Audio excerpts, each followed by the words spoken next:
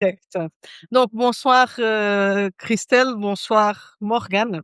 Donc Et salut! aujourd'hui Salut à toutes les deux. donc merci beaucoup d'être ici. Donc on soit ici à 3. Donc bienvenue Charlotte, bienvenue Sarah, bienvenue Virginie, bienvenue Ishtar. Donc bienvenue Hubert aussi et donc vous pouvez commencer par, pousser sur les petits cœurs parce que c'est super important. Oh! Bonsoir Cathy. Et donc aujourd'hui, j'aimerais bien que toi tu te présentes, Christelle, que tu expliques ce que tu fais et ben, parle de toi un petit peu, juste une petite présentation. OK, bah, merci déjà de m'avoir invitée Raquel. Je suis hyper heureuse de partager ce moment avec vous et avec tous ceux qui nous regardent. Donc moi je m'appelle Christelle Huck, je suis, coach et consultante en entreprise. Mes sujets de prédilection en entreprise sont, la diversité, l'inclusion, le bien-être au travail, on va dire. J'accompagne également des personnes, privées, surtout des femmes, plutôt RH, plutôt managers, qui, de par leur ADN, j'ai envie de dire, ont l'habitude de prendre soin des autres, mais s'oublient un peu et du coup tombent dans des environnements, ou des relations toxiques. Voilà, parce que moi-même j'ai eu le bonheur d'expérimenter ces relations dans tous les domaines de ma vie et voilà, je me suis dit que ce que j'ai vécu n'a pas servi à rien et tant qu'à faire, autant aider, celles qui sont, en difficulté et à sortir de leur marasme. Voilà, un peu rapidement. OK, merci. Donc en fait, on Christelle, j'ai invité plusieurs personnes à faire Mmh. des lives, donc ici sur Substack, mais aussi beaucoup sur LinkedIn et c'est là c'est de là qu'on se connaît les 3 en fait, Oui, c'est de LinkedIn et et alors j'ai fait une série d'articles pendant une semaine sur les relations toxiques. C'était mon sujet de la semaine. Et j'ai fait ça parce que j'ai pas mal de clientes que justement, soit elles vivent une relation toxique, soit elles ont vécu une relation toxique. Et donc là, je parle des relations personnelles, mais c'est quelque chose qui peut arriver aussi en contexte de travail. professionnelle, tout à fait. Oui. Et du coup, c'est pour ça que Christelle, tu ici aujourd'hui parce que tu as l'expérience des 2 côtés. C'est ça. Heu et j'aimerais bien, savoir donc, s'il y a eu un moment clé ou un tournant dans ton parcours. Donc, Mmh. qu'est-ce qui a fait, en fait que d'abord que tu te rendes compte que tu étais dans une relation toxique, mais surtout qu'est-ce que t'a amené à sortir? Que ça soit personnel, que ça soit en contexte professionnel? Ouais. Alors en fait, moi j'ai vécu une relation toxique, avec le père de mes enfants pendant plus de 26 ans et j'ai réussi à me dire que c'était une relation toxique 3 ans après l'avoir quitté, déjà. Mmh. Pour dire à quel point le déni est fort et la relation, le lien, qu'on crée avec, ces personnes-là peut être fort, pardon, et durer longtemps. Et en fait, moi, le déclic, ça a été quand je me suis formée au coaching parce que, j'ai commencé à travailler sur moi, de manière un peu poussée, on va dire et je vais vous raconter l'anecdote. En fait, pendant ma formation, donc c'était en pile poil pendant le confinement. Le premier confinement, donc j'ai 3 enfants. À l'époque, ils étaient en CP, 6e, 4e, donc c'est des classes quand même un peu clés et moi, j'ai travaillé, en tant que RH, dans mon entreprise, donc je bossais de 8 heures à 20 heures, sur, mon métier en mettant C'est mes facile, quoi. enfants, sur leur visio. Ouais, c'était la belle vie tranquille, tu vois? Et puis le soir, je faisais ma formation et en fait, et le midi, il fallait que je prépare à manger rapidement parce que mon ex-mari, lui, travaillait, physiquement, il s'est jamais arrêté. Donc c'était le speed toute la journée et je prépare à manger et j'ouvre mon frigo, j'attrape une boîte et dedans, il y avait des champignons moisis et j'ai voulu me retourner pour les mettre à la poubelle et il y avait pas de sac dans la poubelle. Et ça a été the déclic. Ça a été le truc pour me dire, attends, ça fait 26 ans que tu te suradaptes à tout le monde. Donc, je savais pas ce que je vivais, hein. Je savais pas que c'était une relation toxique à l'époque. Mais ce que je me suis dit, c'est, ça fait 26 ans que tu t'adaptes. Et ça fait un moment que ton corps t'envoie des messages, parce que ça faisait déjà 3 ans, moi, que je faisais des crises à trembler tout mon corps. C'est pour ça que j'ai aimé tes articles aussi, Raquel, parce que moi, mon chemin, ça a été mon corps qui me l'a dicté, hein. Je suis partie en disant à mon ex-mari, je t'aime, mais mon corps me dit qu'il faut que j'arrête, quoi. Ouais. Donc je me suis vraiment dit, bah, je l'écoute pour une fois. Et donc, le déclic, ça a été ces fameux champignons moisis. Donc, c'est rigolo parce que des champignons, c'est des parasites quand même, hein. Donc, symboliquement, c'était assez fort. Je ne suis pas tout à fait d'accord avec ça parce que je suis une grande fan de champignons. Oui, mais j'adore Le les champignons, mais la champignon et la moisissure vie. dessus. Le champignon et la vie. Oui, c'est vrai. Mais voilà. Mais bon, bah, voilà, ça a été le grand déclic et du coup, après, bah, j'ai enchaîné les formations et puis après, j'ai expérimenté, 2 burn-out au travail, du harcèlement pendant mon arrêt, et cetera. Et au bout d'un moment, pareil, j'ai dit: «Non, là, stop, ça suffit, quoi. Je vais sauver ma peau». Mmh. Et donc, qu'est-ce que tu pensais, en fait, qu'allait se passer? Est-ce que quelque chose est venu? Est-ce que tu as pensé que quelque chose pourrait se passer et qu'après, bah, quelque chose d'autre s'est passé à la place? Comment est-ce qu'a été donc ton parcours interne, en fait, par Ouais. rapport à tout ça? Je ne sais pas si cette question a de sens pour toi, mais Oui, je crois que je comprends ce que tu veux me ouais. poser comme question.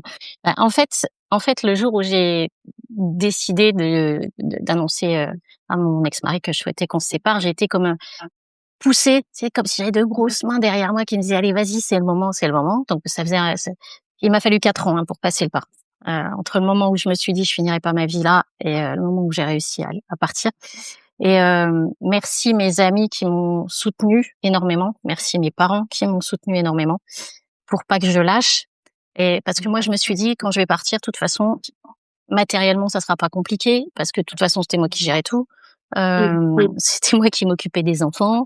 Hem et puis, bah, financièrement, je gagnais un peu 2 fois ce que gagnait mon mari, donc je me disais: «Bon, je vais gérer, puis ça va aller mieux». Heu et en fait, et ben, il a fallu du temps avant que ça aille mieux parce qu'à partir du moment où on part, c'est là que le corps réalise qu'on commence à l'écouter et c'est là qu'il lâche. Et donc c'est là qu'on traverse des vagues et des vagues et des vagues de souffrances, psychologiques d'abord, parce qu'il faut passer tout un tas de deuils, en fait. Le plus difficile pour moi, ça a été le deuil de toutes mes illusions, l'illusion du père que je voulais qu'il soit, l'illusion de la famille que j'avais envie de construire, que j'avais mis toute mon énergie à construire toute ma vie. Et donc il a fallu passer ces deuils et puis après il y a eu l'épisode professionnel et pareil, une fois que j'étais partie, je me suis dit: «Bah, super, ça y est, je suis libérée». Et sauf que mon corps, il m'a dit: «Ouais, mais attends, il y a des trucs que tu pas encore digérés». Et donc j'ai passé, plusieurs mois, assise dans mon canapé, allongée, à pas pouvoir manger, à pas pouvoir respirer. J'étais obligée d'arrêter, je chantais dans un groupe de rock, impossible de continuer, je pouvais pas respirer, enfin voilà. Donc ouais, ça a été, un long chemin et je pensais jamais, je me disais: «Mais c'est pas possible, en fait, tu es partie pour aller mieux et c'est de pire en pire, tu vas de moins en moins bien». Mais alors je me suis fait accompagner, bien entourée par mes proches, accompagnée par différents thérapeutes et heureusement, ils ont travaillé sur mon corps beaucoup. Après je voyais aussi un psy de temps en temps. Par contre, j'ai fait l'erreur et c'est pour ça que je fais ce métier-là je savais pas à l'époque, de pas me faire accompagner, heu, individuellement par une professionnelle de l'accompagnement. Parce que, bah, si j'avais su ça, j'aurais gagné, 5 ans et 30 000 € à peu près, à la Rien louche. que rien que ça. Bah, ouais, entre toutes les thérapies qui sont pas remboursées, les compléments alimentaires, les, formations que j'ai faites pour comprendre, pour trouver des outils, enfin, alors que, bah, quelqu'un qui connaît déjà, qui est déjà passé par là, bah, va faire gagner, beaucoup de temps, en fait. Ouais. Donc c'est ça, je pensais que dès que j'allais partir, pouf, ça allait aller mieux et en fait, non, bah, il faut un temps pour que le corps il Il comprenne redescend en pression. et qu'on redescende en pression, ouais, ouais, c'est ça. Exactement, Oui, mais Morgane. ça, en gros, c'est parce qu'on est sous le stress, ton corps, il est toujours prêt, en fait, Ouais. pour l'action. Et donc, il est toujours, bah, en route, en fait. Mmh. Et quand on n'a plus ce stress-là, donc finalement le corps, il peut relâcher et ça arrive, beaucoup. Moi, je vois ça beaucoup. En fait, j'ai remarqué ça avec une personne qui est venue ici pour s'occuper en fait de la cheminée chez moi. Et donc le monsieur, il me dit: «Mais chaque fois qu'il a des vacances, bah, il est coincé du dos». Ouais. Et bah, en gros, parce qu'il est tout le temps en tension, et bah, quand il a des vacances, bah, il n'a plus de tension, donc Il se détend. il y a la dépression et donc le corps là, il sent: «OK, donc Mmh. maintenant, bah, C'est ça. occupe-toi de moi». C'est comme ceux qui Et font des migraines tous les vendredis soirs.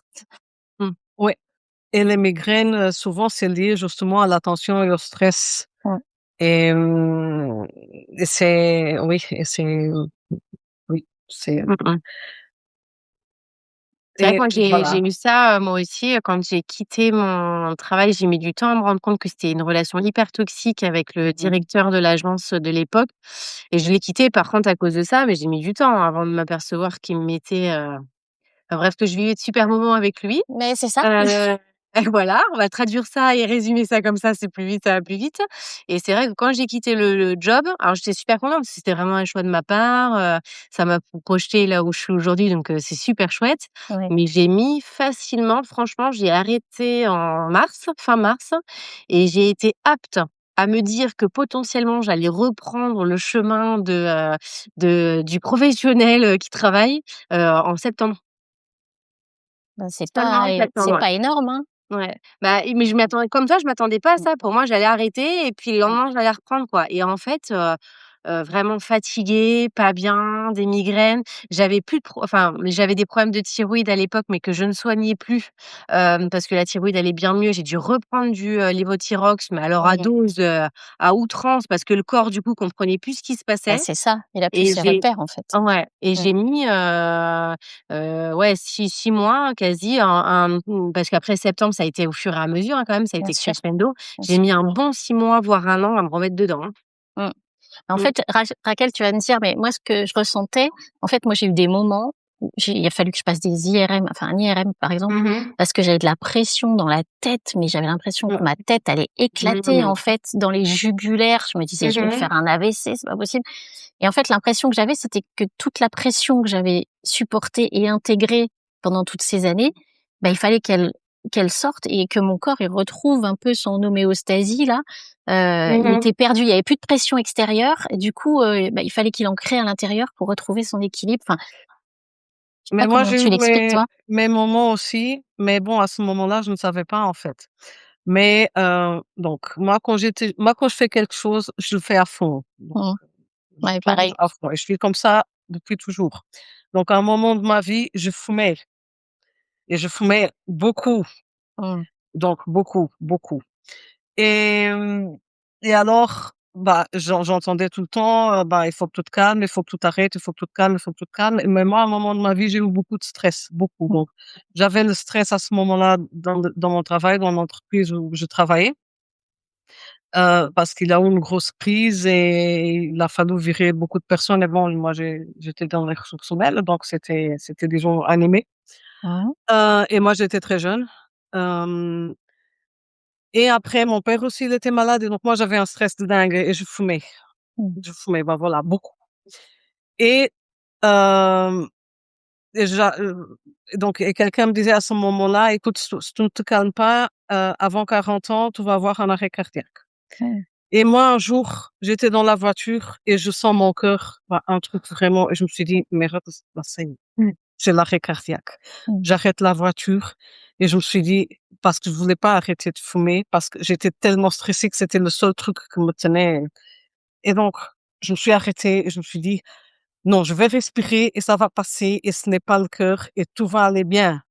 Et donc je me suis arrêtée et j'ai respiré et après, bah, ça a repris plus ou moins et j'ai eu ça quelques fois. Mmh. Donc Bon, c'est comme et une à crise chaque fois d'angoisse. Mmh. Mmh. dans le déni le plus complet, Ouais. genre: «Ça ne peut pas être un arrêt cardiaque, moi je vais arrêter ça et bah et si je n'arrête pas, tant pis, mais voilà, quoi». Et quelques années après, j'ai compris qu'en fait, c'était des crises de panique. Ouais. Mmh mh. Moi, j'ai fait Heu ça aussi, ouais. et donc ça, c'était une des premières choses, mais après j'ai eu des autres de temps en temps, je tombais dans les pommes. Mmh. Ah oui, carrément. Ça m'est arrivé quelquefois, oui. Mmh Genre mh. j'avais mal et je tombais dans les pommes, mais c'était à des moments de grand stress, en fait, donc ça m'a pas Mmh. arrivé, donc parfois j'avais mal, quand j'avais mes règles et cetera, mais jamais je suis tombée dans les pommes. Mais j'ai eu quelques fois où ça m'est arrivé parce que c'était à des moments de très grand stress et maintenant avec le recul, je comprends, en fait, Mmh. à quoi ça a été lié Mmh. Mais moi, je suis et partie genre, je sais pas, peut-être une cinquantaine de fois aux urgences. Et la première fois, j'ai cru que je faisais une crise cardiaque et que je reverrais pas mes enfants, hein. C'est Mmh. horrible. Tu pars avec les pompiers et tu te dis: «Mais Ouais. je reverrai pas mes mômes, c'est mais pas grave». les tremblements, c'est une réaction naturelle du corps. Oui, Mais tout maintenant, ça, en j'ai fait, ce sont des compris. réactions naturelles du corps au stress, en Mmh. fait et donc maintenant je sais, donc je sais que c'est juste ça, mais à ce moment-là, on ne sait pas Ouais. et par exemple, les tremblements, c'est quelque chose que j'ai souvent des personnes qui viennent parce qu'à un moment donné, leur corps s'est mis à trembler et à faire des choses vraiment très étranges, des spasmes et des choses Mmh.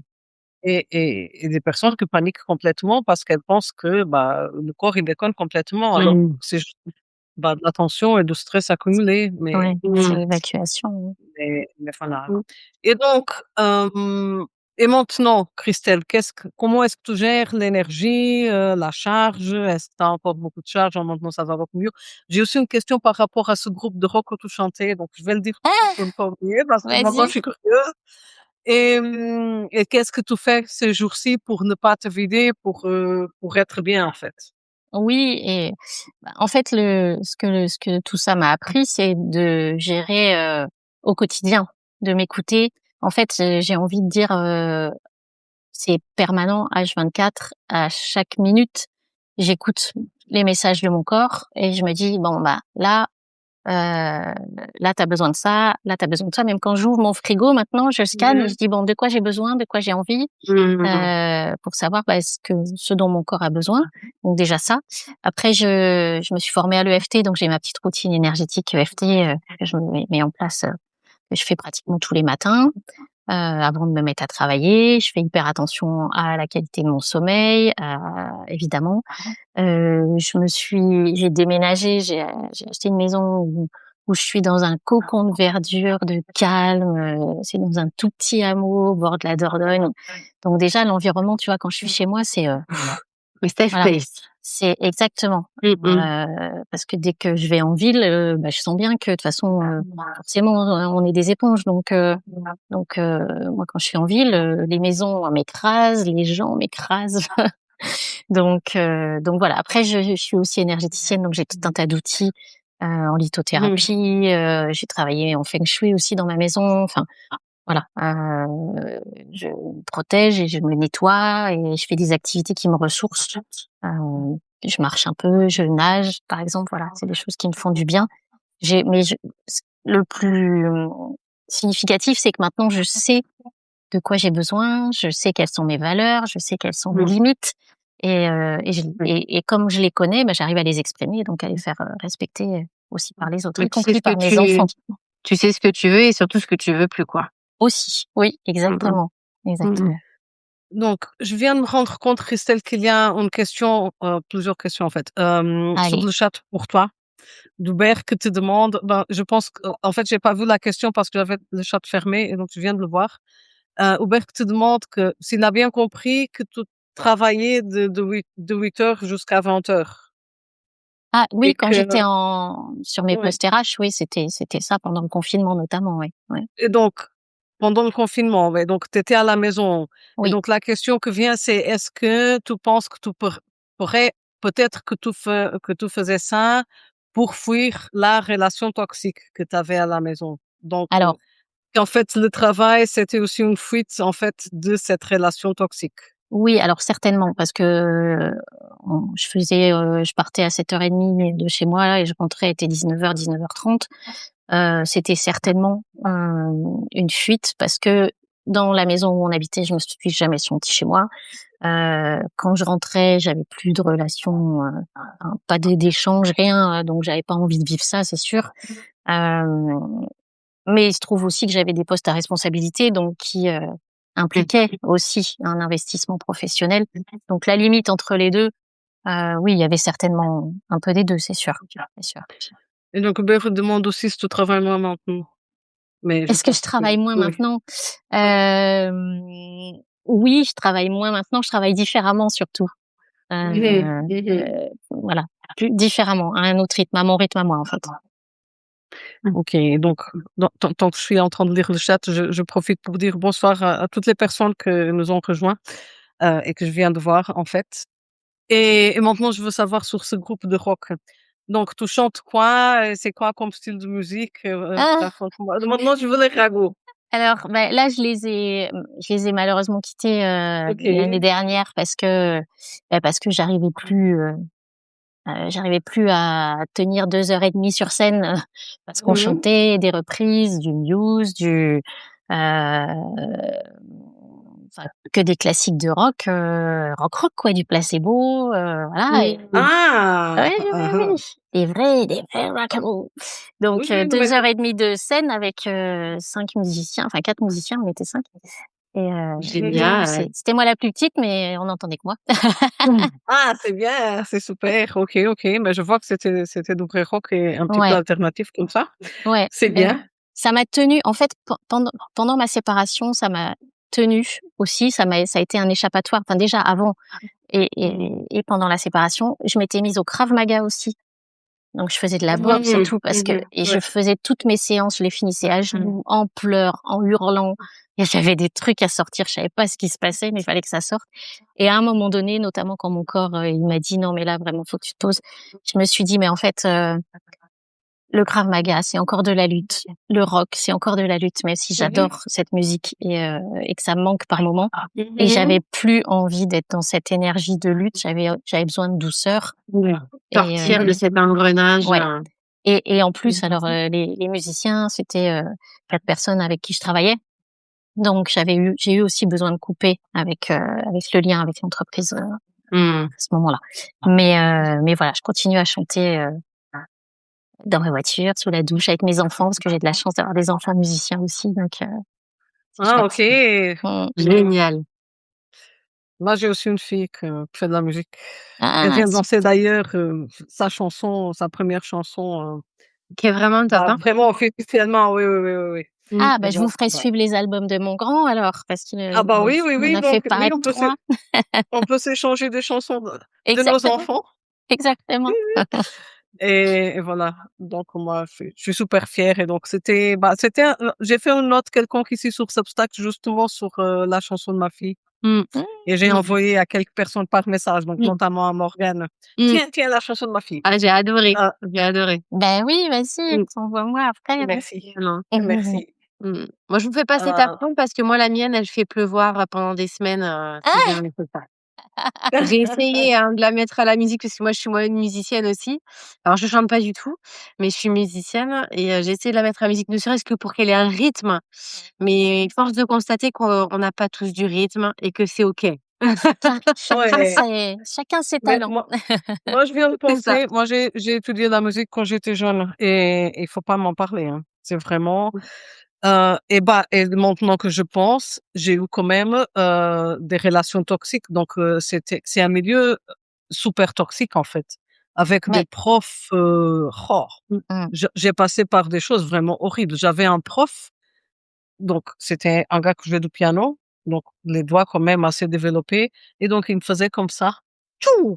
Quand je mettais pas bien les doigts, paf, là, mais super fort. Et donc, pendant 1 heure, j'avais cours. Chaque fois que je faisais une erreur, pah! Et voilà. bah, Et pour après, bah, il casse les gens aussi et ouais, c'est ça, c'était horrible, quoi. c'est ça. Oui, donc ça, c'était un exemple, mais il y en avait plein. Mais en fait, tu sais, Et Raquel, je me suis renseignée, hein, sur le sujet, mais en fait, des chiffres officiels qui sont, à mon avis, bien largement en dessous de la réalité.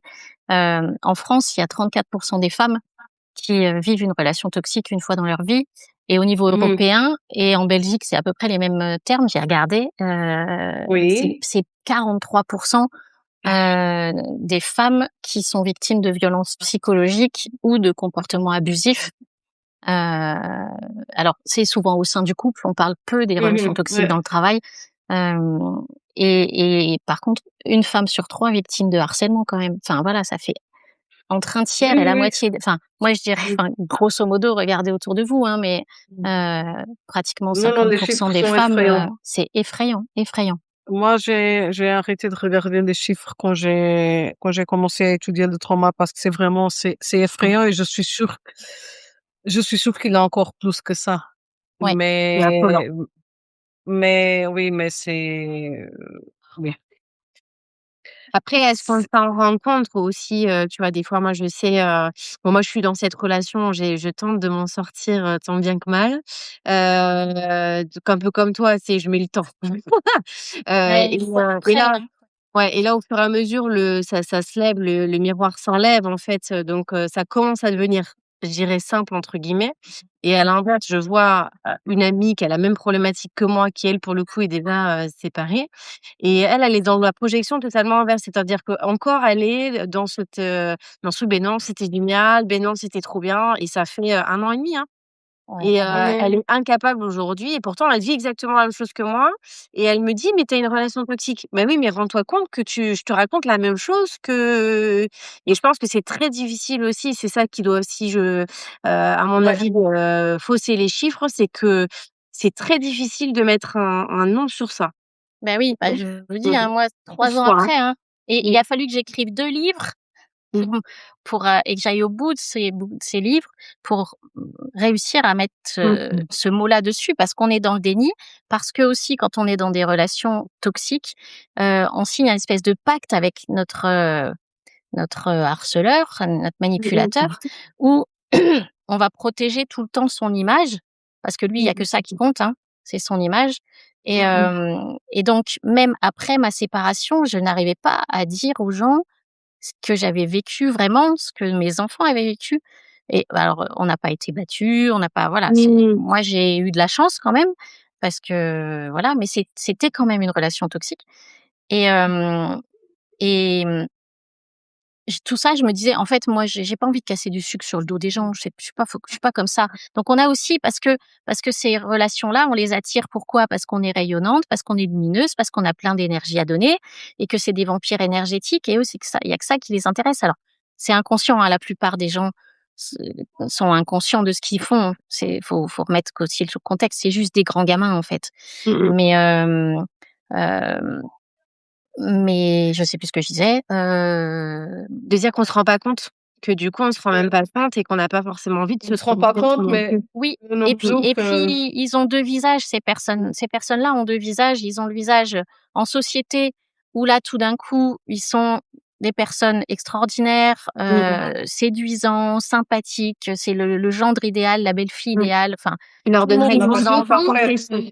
Tout le monde nous envie, il se dit: «Mais waouh!» parce qu'en plus, nous, dans ces moments-là, c'est les seuls moments où on peut lâcher un peu la pression, où on se dit: «Mais oui, mais en fait, je l'ai ma vraie famille et en fait, oui, je me trompe, en fait, ils nous font tellement enfin, ils nous mettent tellement dans un brouillard aussi ces Mmh. gens-là».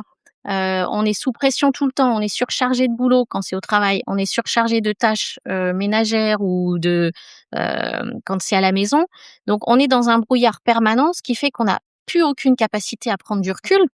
Et c'est pour ça qu'il faut être entouré dans ces conditions-là, parce qu'on ne peut pas sortir tout seul. C'est très compliqué de s'en sortir tout seul, sans compter qu'une fois qu'on est parti, si on fait pas un travail énergétique pour couper les liens, ben, Mmh. on est rappelé tout le temps, tout le temps, tout le temps, Mmh. énergétiquement vers ces gens-là. Donc, c'est hyper important de se faire accompagner parce qu'ils nous rendent fous, en fait. Moi, il y a eu des moments où je me disais: mais je suis folle ou quoi? Enfin, c'est moi qui déconne à me dire que ça, c'est pas normal, que» Mais ça, et ça fait les autres ne partie peuvent pas comprendre et ouais, ça fait partie du jeu, ouais. ça fait partie et donc la personne qui subit ça est toujours la méchante, en fait. Oui, Donc la personne qui abuse, donc elle a l'air, d'être parfaite et c'est ça, super et gentille et voilà et toi, tu as de la chance, en fait, parce que tu es c'est avec ça. elle, Mmh, mais pourtant tu n'as pas l'air contente donc et en plus tu te plains et donc c'est toi, en fait, qui a un ouais, problème. c'est ça. Et donc ça, c'est à l'extérieur, mais après à l'intérieur aussi parce que ces personnes, elles te font douter constamment de toi, donc Mmh, c'est toi qui as le problème, c'est Mmh. toi qui crée alors que non et c'est très compliqué parce qu'il faut d'abord que tu comprennes qu'en fait, que c'est pas toi Oui. qu'il y a un problème. Mmh. Mais c'est pas donc mais tu peux comprendre, mais après il faut aussi sentir pour pouvoir finalement, s'en Mmh. sortir et c'est très, très difficile. Oui. Oui, parce Les que aussi, relations ils nous coupent toxiques de nos vite fait. ressentis. On est tellement, Ouais. dans le brouillard partout qu'on Mmh. on est incapable de savoir de quoi on peut avoir besoin. On sait même pas si on a des besoins, en fait, parce qu'on s'occupe tout le temps de ceux des autres. Donc Mmh. on n'est pas connecté à nos émotions, on n'est plus connecté à notre corps, on est connecté plus qu'à notre tête qui est dans un brouhaha permanent et c'est Mmh. impossible de enfin, pas impossible, mais c'est vraiment difficile de faire la part des choses et de Mmh. réussir à s'extirper de ça, hein, vraiment. La personne qui Christelle. m'accompagne là Oh pardon, excuse-moi, Vas-y, vas-y. Non, non, ouais, dis, la vas-y. juste la personne, moi, qui m'accompagne actuellement, elle m'a dit quelque chose franchement qui m'a un peu tiqué. C'est en fait, c'est le syndrome de la sauveuse. Mmh, En fait, de quand tu es dans cet engrenage de j'aide, je sauve et cetera, il faut fatalement derrière que tu acceptes que tu vas être le fautif et que c'est toi qui vas être la personne méchante. Parce que mmh. tout ce qui est aide et cetera, généralement, c'est caché. C'est pas quelque chose qu'on aime à dire, c'est pas quelque chose qu'on aime à prononcer après derrière et le jour où tu dis: «Bah, en fait, tu sais quoi? Bah, je t'aide plus, tu te débrouilles et puis, bah, moi maintenant, je passe à avant et puis c'est OK», Mmh. là tu passes pour, le Ah bah, tyran, quoi. l'égoïste de service, le Mmh. tyran, la dragonne, tout ce qu'on veut. Ah bah, Mmh, oui, oui, mmh, oui, mmh. Excuse-moi Raquel, je t'ai coupé. Non, j'allais demander à Christelle. Christelle, est-ce qu'il y a quelque chose encore que tu aimerais bien dire et qu'on t'a pas posé la question?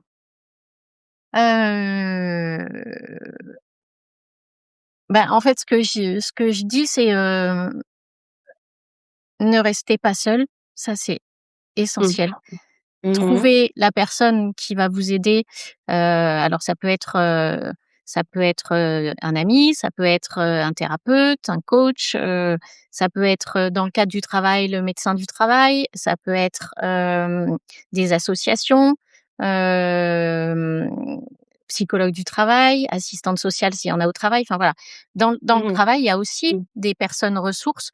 RH, bon, après moi je suis mal placée, j'étais à la DRH et c'est, là que que j'ai été harcelée, heu et voilà. Mais il y a normalement des personnes ressources autour de vous. La première chose, c'est d'aller en parler pour se dire: «Bah, non, je suis pas folle, non, c'est pas moi qui déconne, c'est pas normal de vivre ce que je vis». Pour comprendre petit à petit et puis refaire un peu de force pour réussir à partir parce que dans ces relations-là, il y a que ça à faire en fait, Mmh. il faut couper les liens, couper les ponts, alors ouais, bah, quand c'est le père de ses enfants, c'est difficile de couper complètement, hein, mais bon, il y a des techniques après, enfin voilà, pour, poser ses limites tout le temps, faut jamais lâcher en fait. Il faut réussir à être sûr de: «C'est la bonne décision pour moi» et après je lâche pas. Je lâche pas, je n'y retourne pas, Mmh. je ne lâche pas. Et donc, j'aimerais bien demander aux personnes que sont ici en train de regarder si quelqu'un a des questions Oui. et oui, donc c'est le moment de les poser sur le chat. Donc on va attendre un petit peu parce que Mmh parfois mh. ça prend du temps et j'aimerais bien aussi vous demander donc si cette conversation qu'on vient d'avoir vous a apporté quelque chose, bah, de cliquer sur le petit cœur là, qui est là, sur le chat pour que ça reste parce que c'est du soutien en fait pour ces lives et voilà et donc là, on est en train d'aborder donc avec, je suis en train d'inviter des personnes, bah, pour venir, faire des lives avec, moi ou avec moi et Morgane, parler sur des différents thèmes. Donc d'ailleurs, si ça vous intéresse de venir un jour faire un live avec nous, bah, vous pouvez me contacter par chat, par message, ou dans le chat de «Ce n'est pas dans ma tête», pour venir participer et c'est avec grand plaisir. Et sinon, comme j'ai dit au début, j'ai fait toute une série sur les relations toxiques Mmh. avec des ressources pour tout ce qui est système nerveux parce que voilà, ça c'est mon truc, le Bah système oui. nerveux. Et donc vous trouvez et maintenant c'est facile avec la disposition du blog. Donc, il y a les catégories et donc il y a boîte à outils où il y a tous les exercices et il y a une étiquette qui s'appelle relations toxiques, justement, où sont tous ces articles sur les relations toxiques. Ouais. Et après, Morgane, j'ai aussi un blog sur mon site, super. et j'ai Tu- une newsletter qui s'appelle Déclic RH sur LinkedIn, où je m'adresse Mhm. là pour le coup plutôt aux RH et aux managers sur la partie. Tu peux dire le nom un petit peu plus lentement pour que ça. Oui, alors mon Oui. site c'est www.christelhuc.fr, tout attaché. Ok. Mais je peux le mettre dans le chat, je sais pas si Mhm. Je mettrai après aussi mets dans pas? Ouais, dans la transcription de notre conversation sur l'article. Et aussi, où est-ce qu'on te trouve? Donc, sur LinkedIn? sur LinkedIn, sur Facebook, sur Instagram. OK. Et ici sur Substack? Et sur Ah, Substack, merci. oui, Merci, Christelle. depuis peu, grâce à toi, j'ai découvert ce nouveau canal qui m'inspire pas mal. Donc voilà, ouais. C'est un canal qui est C'est fantastique. ouais. C'est grâce à Morgane que je suis ici. C'est Morgane qui a insisté. OK. Hop. Eh bien, Donc, je pense que tout doucement, on peut, clôturer. Donc, je ne vois pas de questions. OK. Et c'est déjà répondu. Il y Ah, a Dunia qui dit, je ne sais pas si vous arrivez à lire, ça me parle énormément. J'ai vécu de l'harcèlement au boulot et chez moi, et je suis d'accord. Il faut accepter de se faire accompagner. mmh, J'ai parlé cette semaine des signaux de l'harcèlement et de la conduite à tenir. Merci pour ce témoignage. Merci aussi à toi, Dunia. merci. Mmh. Si tu veux mettre le lien, ou alors je vais essayer de faire référence à toi ici quand je publierai ce live, justement pour ton article sur Avec l'harcèlement. plaisir, Hubert. Mmh. Euh, oui, donc Dunia, si tu pourrais m'envoyer le lien par message, ça serait génial, et comme ça je le mets directement. Parce que je trouve que c'est bien aussi de croiser des informations, parce que il y a beaucoup d'informations, il y a beaucoup d'expériences Mmh. différentes. Il y a aussi beaucoup de techniques différentes, et moi je trouve que l'important c'est de trouver ce qui peut Mmh. nous aider, en fait, Exactement. indépendamment de la source. Et je Euh, pense que même, enfin, moi, mon chemin, ça a été d'écouter mes besoins à l'instant, et j'ai beaucoup pris soin de mon corps, mais de manière différente. Il y a eu des mhm, moments où j'avais besoin d'aller voir tel type de thérapeute, après Mmh. un autre type de thérapeute. Enfin, Mmh. voilà. Tu suivi la vague, quoi. Oui, c'est ça, c'est ça. Et de se dire que, enfin, c'est important de se renseigner autour de soi et de savoir quelle personne on peut aller voir en fonction du besoin qu'on a du moment. Voilà. mhm. Mmh. Ok. Donc, merci beaucoup. Et donc, vous savez, si vous en avez besoin, il faut faire un petit peu de recherche pour trouver quelqu'un qui puisse vous accompagner bien et vous Mmh aider mh. à sortir. Et que parfois, il y a des techniques différentes, des choses différentes, des ressources différentes, avec des origines différentes. Voilà. Merci beaucoup, Christelle, On s'en sort et qu'on d'être peut transformer l'expérience. d'être venue. Merci beaucoup, Dunia. Laisse-moi juste Mmh. copier. Attends, je ne sais pas si j'arrive à le faire. Ok, ça y est. Et donc, on va profiter pour clôturer. Oui, Merci beaucoup. Merci à toi merci aussi, à Morgane, d'être ici. Ah franchement Bonne super chouette soirée, moment. Merci. et merci beaucoup d'avoir resté tout ce temps-là, de oui, nous écouter. merci à tous. Mmh. Merci. Bonne Merci. soirée. Bonne Au soirée à revoir. tous. Au revoir. Au revoir.